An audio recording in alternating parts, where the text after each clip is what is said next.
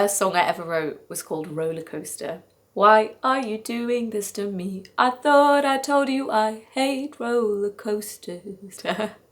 My mum got so pissed off with me singing it in the house that she banned it. So I've been writing music ever since then.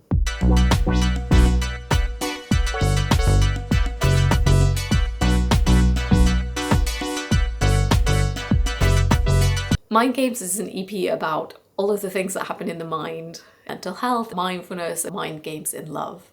So much work and soul and time. It's really a labor of love because I do all the different parts of the music. I write it, I sing it, I produce it.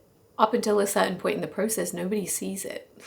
It's very vulnerable work making music, and to then put it out in the world and know that people will make their own judgments about it. It feels very naked, but in a good way. My games, my games, my games, my games, my games. My games, my games, my games, my games, my games. Mind Games was written when I was pissed off.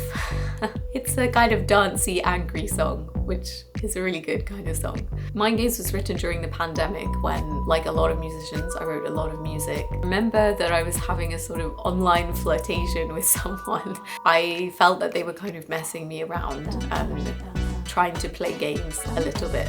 Really? You think you're gonna play mind games with me? And that's where the song came from.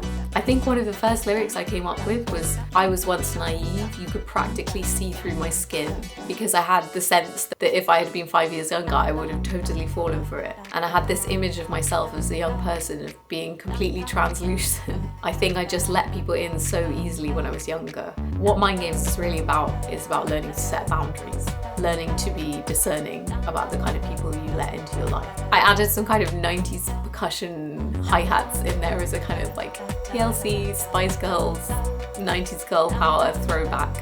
And then we've also got the choral vocal stacks, which add a kind of dramatic thing that I really like. My friend Sam Greening wrote this really great bass line, which makes the whole track just like so dancey, and I really love it. It's such a fun song to play and dance to, and I really can't wait to sing it live.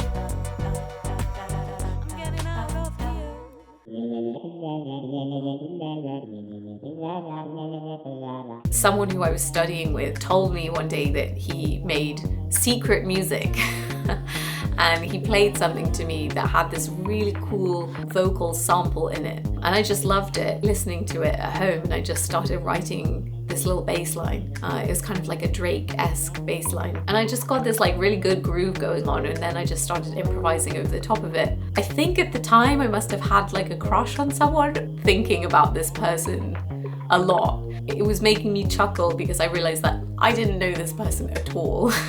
I was filling in all the gaps of the things that I didn't know about them in my hallucinations. The whole song kind of just like fell out. I met Soul at an open mic night. I saw her singing. She really had something special. She has such an intense stage presence. So when I wrote the first part of Hallucinations, I thought I would just send it to her and see what she came up with for the second part. And she managed to like capture the idea of the song so perfectly and come up with these really, really clever lyrics and a kind of alteration of the melody. And I remember listening to it and thinking, oh my gosh, this is so good. This is exactly what I would have wanted. And so she just sent it to me like that, and it was finished. Wow. I didn't really have that much to do.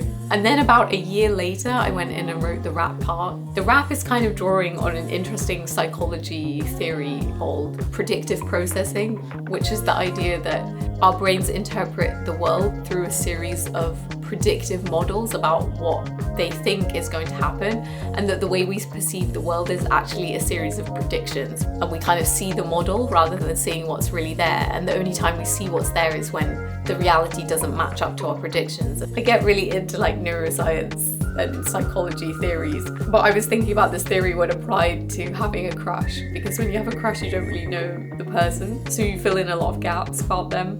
And you kind of make this like predictive model of who you think they're going to be based on people that you've known in the past, but really you don't know who they are.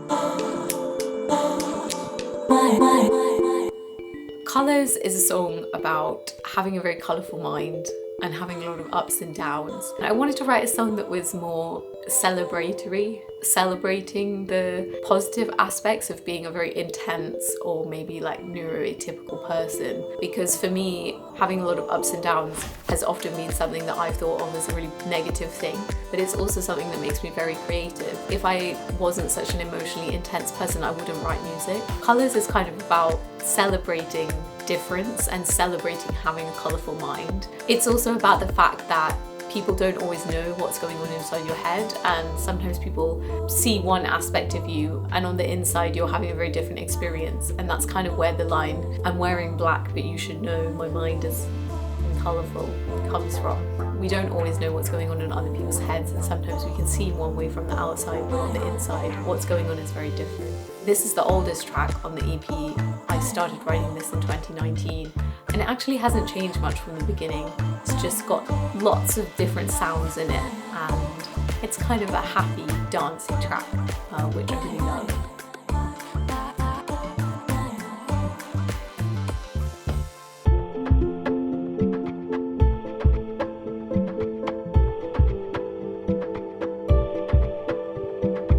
Anyway is a track that really means a lot to me. I wrote the hook of Anyway, the chorus, when I was just at the beginning of a relationship. I wrote this part: I will love you anyway, I will love you anyway, I will love you anyway. Always starting a relationship is such a form of insanity, because you know that there's a possibility or even a probability that somebody's going to get hurt. Relationships aren't easy. This was about choosing to love anyway, despite of a lot of difficult things that were happening in the world at that time, choosing to love despite the odds. So I just wrote this first chorus and I thought it was good, but it didn't really turn into anything. And then when that relationship came to an end, I picked it back up and I wrote the second part of the song, which is talking about choosing to love again anyway, despite having been heartbroken.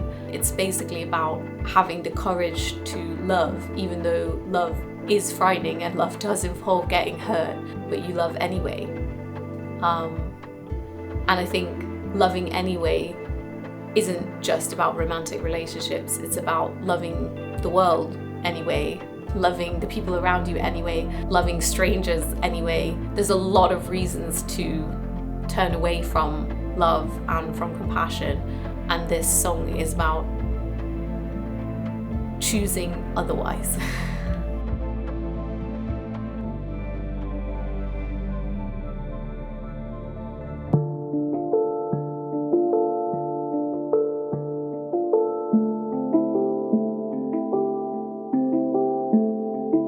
The final track on the album, Hurricane, is a song that I have played live for a long time, but I could never quite get the recorded version right until last year when I got my handpan. The handpan is like a inside-out steel drum. I'd always loved handpans from a distance until I got to play one last year, and as soon as I played it, I knew this is my instrument, this instrument is talking to me. This is the first track that I've played handpan on, and the handpan really brought out a kind of melodic quality of this song. And then I built up the song to this really big ending with this kind of chant underneath. The chant thing wasn't planned. I was planning to record some ums for backing vocals. It just kind of came to me. I just started singing this hey, hey, hey, hey, hey. And it came out of a really kind of deep part of my chest voice, and it sounded really cool. So then I just started harmonizing and building these layers over it. At the time it really made me shiver, because I'd been working on this track for such a long time, and I'd been finding it really hard to record it in a way that captured what I was trying to say. And when this part, this chant came out of me, I just felt yeah, that's it, that's what I want to say. And then I added some orchestral elements underneath it to make this really big build. What this song is about Buddhist and kind of mindful philosophy, that satisfaction doesn't come from chasing the things that we crave and being attached to good things and wanting to push away bad things. It comes from being fully present with the process and with our lives, including when all of the dominoes that you spent all this time lining up just get knocked over by the wind. You can never line up all the dominoes in a row. things will never be perfectly as you want them to be. Hurricane is a super important track to me because it reflects my relationship with mindfulness and meditation. I'm training to be a mindfulness teacher. It's a big part of my life. It's something that helps me stay creative and stay grounded. Being mindful and just enjoying the process of my life, but also of making music, it's really changed my life, and it's changed the inside of my brain. Mindfulness has made me a much more creative and calm and loving person. So I wanted to write a track about it, and that's what Hurricane is about.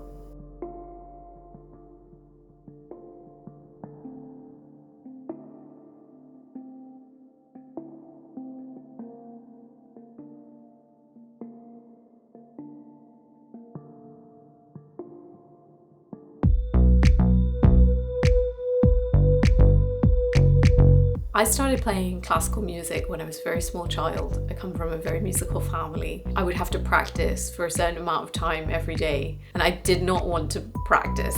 I did not like practicing. My mum would set a timer, but she didn't. She could just hear the piano playing, but she couldn't hear exactly what I was doing. I didn't want to play my assigned pieces because I thought that they were boring. So I started writing my own pieces. So I've been writing music ever since then.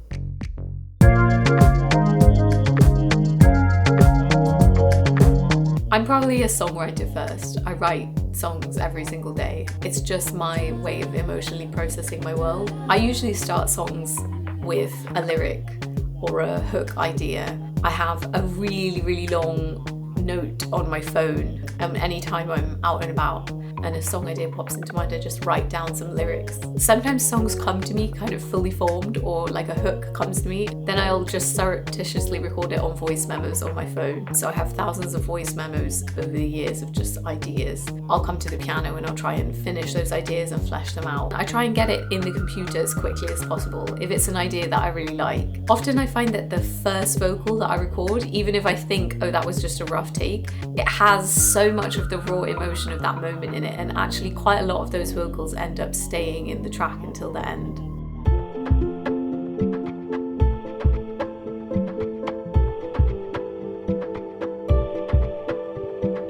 I feel very pleased for people to hear it, but there's something about releasing music in the world that is really nerve-wracking.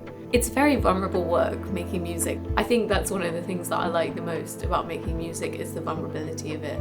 And I really do try to put vulnerability into my songs. I really believe in the power of being open about the deepest parts of ourselves and the deepest emotions. I don't think you can have connection without that. For me, the point of music is to connect with people. The songwriter in me wants to connect with people and wants people to hear my story and also to see their own story in what I've written. The producer in me wants people to have a good dance and also wants people to listen to the sounds, because there's a lot of interesting sounds in this EP.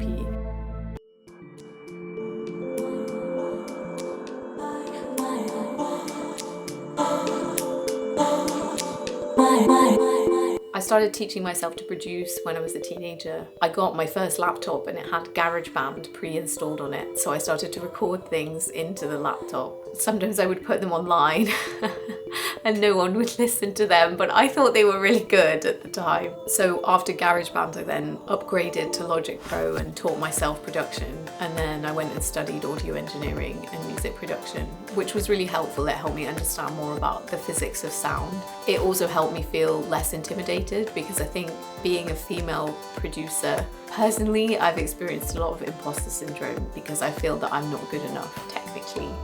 I doubt whether I have good enough skills as other people, but I think studying audio engineering, it made me realize that nobody really knows what they're doing. Obviously some people do know what they're doing, but more that there is only one rule, and the rule is if it sounds good, it's good.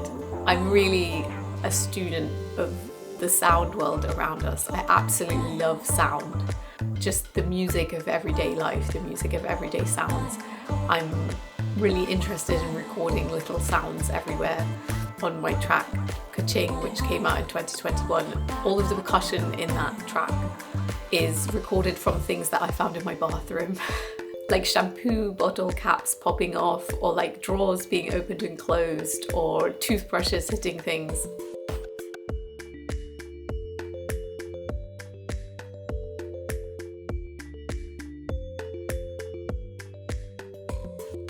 Oh, I have to go. I have to go. I'm late. Mind games has been in the works for a while. Oh my god, I have to take my Invisalign now. It's too bad. It's too bad.